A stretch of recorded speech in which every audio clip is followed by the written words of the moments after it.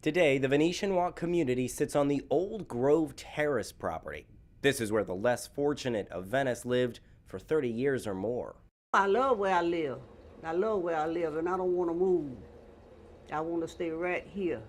When we first met Mary Smith in 2006, she was 74 years old, filling out job applications, worried where she was going to move. Yeah, I need groceries in the house. I don't have a quarter left out of my check. Her Social Security check was only $500 a month. When her home of 30 years was torn down, she and the 400 others who lived here were given vouchers to go live elsewhere until their homes would be rebuilt. In 2014, Mary moved back into public housing, and today she lives here at Venetian Walk. This is what was built to replace the old Grover Terrace. But of the 400 people who lived in Grover Terrace, only the folks 65 and up were able to move back. That's because the project was split into two phases, the first for seniors, the second for young families.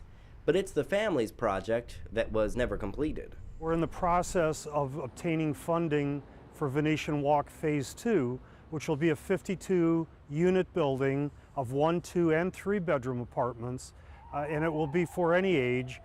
We wanted to find out who is ultimately responsible for the property. Hi Brian, this is Christopher Brantley from ABC 7 News in Sarasota, Florida. How are you doing? We contacted the Department of Housing and Urban Development in Washington, D.C. They told us the National HUD organization does not normally own pieces of land.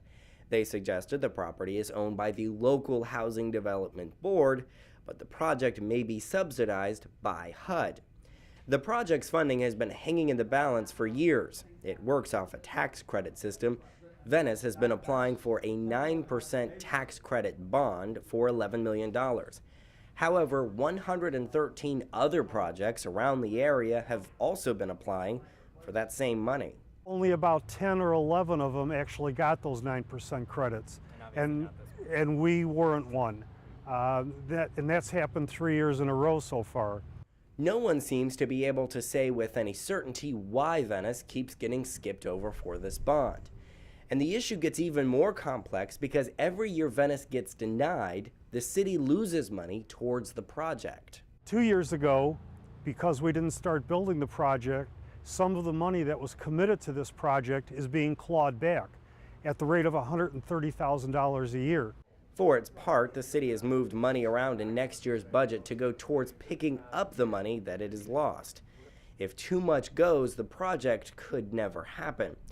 While the government's debate about who gets the money, only a few hundred feet away from where this affordable housing complex is to be built is a homeless camp underneath the Venice Avenue Bridge.